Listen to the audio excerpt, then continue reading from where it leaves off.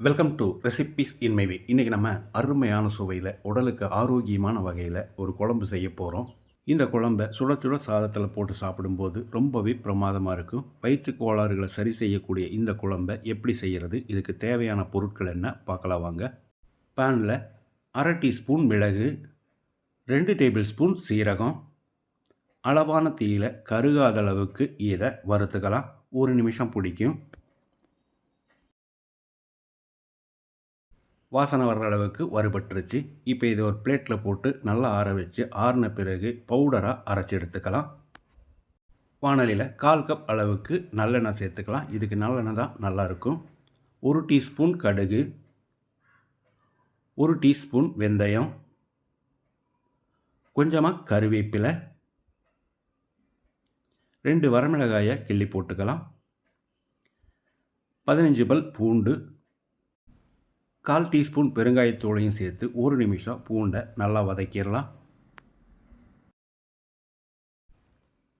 இந்த அளவுக்கு வதங்கினது போதும்.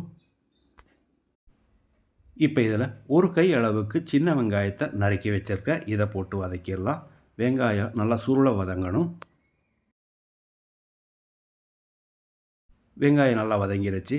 1 எலுமிச்சை அளவு புளியை 1/2 கப் தண்ணியில் கரைச்சி வச்சுருக்கேன், இதை ஊற்றிக்கலாம். 1/2 டீஸ்பூன் மஞ்சள் தூள், 3 டேபிள் ஸ்பூன் சாம்பார் தூள்.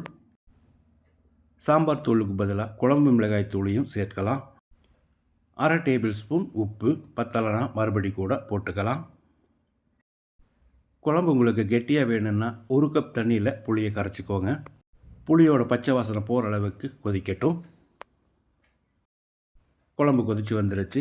1 டேபிள் ஸ்பூன் வெல்லத்தை போட்டுக்கலாம். வெல்லம் கண்டிப்பாக சேர்க்கணும். கூடவே நம்ம பவுடர் பண்ணி வச்சுருந்த சீரகத்தூளையும் போட்டுக்கலாம். சீரகத்தூள் போட்ட பிறகு ஒரு 2-3 நிமிஷம் கொதிச்சா போது. குழம்பு கொஞ்சம் திக்காகிற வரைக்கும். இந்த ஸ்டேஜில் உப்பு சரி பார்த்து போட்டுக்கோங்க. அருமையான சுவையில் ஆரோக்கியமான வகையில் நான் செஞ்சுருக்கிற இந்த சீரக குழம்பை இதே மாதிரி இதே அளவுகளோடு நீங்கள் செய்து பாருங்கள். இந்த வீடியோ பிடிச்சிருந்தால் லைக் பண்ணுங்கள், கமெண்ட் பண்ணுங்கள், ஷேர் பண்ணுங்கள். சப்ஸ்கிரைப் பண்ணாதவங்க சப்ஸ்கிரைப் பண்ணுங்கள். மறக்காமல் பெல் பட்டனை கிளிக் பண்ணுங்கள்.